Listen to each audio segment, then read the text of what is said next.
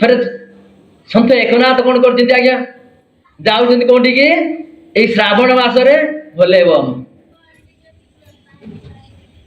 ଏବେ ତ ପ୍ରାୟତଃ ଅଘରଦ୍ୱାର ପ୍ରାୟତଃ ଯାଉଛନ୍ତି, କିନ୍ତୁ ଆଗରୁ ଯାଉଥିଲେ। କାରଣ ଶିବଙ୍କ ଲିଙ୍ଗରେ କେବଳ ବ୍ରାହ୍ମଣ ବ୍ୟତୀତ ଅନ୍ୟ କେହି ପାଣି ଢାଳି ପାରିବେ ନାହିଁ। ସନ୍ଥ ମହାତ୍ମା ମାନେ ପାଣି ଢାଳିବେ, ବ୍ରାହ୍ମଣ ମାନେ ପାଣି ଢାଳିବେ। ତେଣୁ ସନ୍ଥ ଏକନାଥ ଚାଲିଛନ୍ତି, ଆଉ 4 ଜଣ ସନ୍ଥ ମହାତ୍ମା ଚାଲିଛନ୍ତି। ପୁରାପୁରି ନିର୍ଜନ ଜାଗା ଆଜ୍ଞା, ଡହ ଡହ କରି ବାଲି ଫୁଟୁଛି, ପ୍ରଚଣ୍ଡ ଖରା ହେଇଛି କଣ, କିଛି ଦୂରରେ ଦେଖିଲେ ଯେ ଗୋଟେ ଗଧଟା ଆଜ୍ଞା ପଡିଛି, ସଡ଼କ କିଛି ଦୂରରେ ପଡିଛି। ଏକନାଥ କଣ କଲେ, ତାଙ୍କ ଦିକେ ପଳେଇଗଲେ।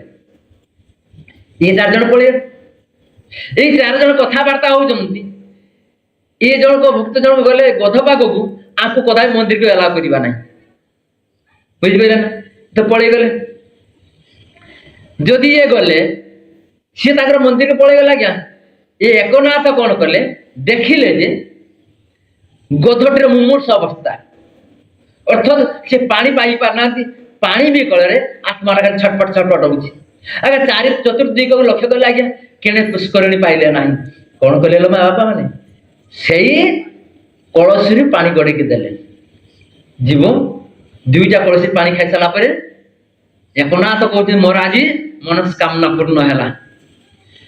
କିଛି ସମୟ ପରେ ଦେଖନ୍ତୁ ନା, ଗଧଟା ସାଷ୍ଟାଙ୍ଗ ହେଇକି ଉଠିଲା ସତ, ଆଖିରୁ 2 ଧାର ହେଇକି ରକ୍ତ ଗଡେ ନା ଲତ ଗଡେଇଲା।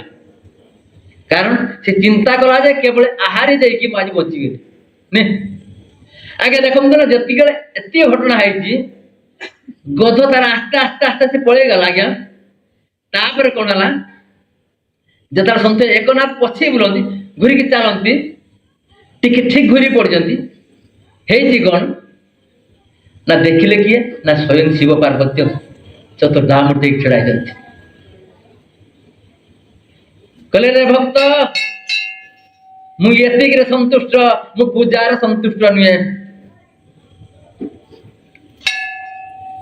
ଏଥର ବୁଝିଗଲା ନା କଥା। ତେଣୁ ସେ ଆତ୍ମାକୁ ଚିହ୍ନି ଦେଲେ।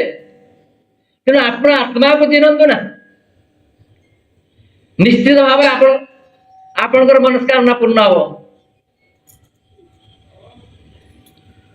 ତେଣୁ ଆପଣ ଯଦି ଆତ୍ମାକୁ ଚିହ୍ନିବେ, ତାହେଲେ ନିଶ୍ଚିତ ଭାବରେ ଆପଣଙ୍କର ମନସ୍କାମନା ପୂର୍ଣ୍ଣ ହବ। ଯଦି ଆପଣ ଆତ୍ମାକୁ ତରବର କରିବେ ଆଜ୍ଞା, ହବ ନାହିଁ, ଭଗବାନଙ୍କର ଆଶୀର୍ବାଦ ପାଇପାରିବେ ନାହିଁ।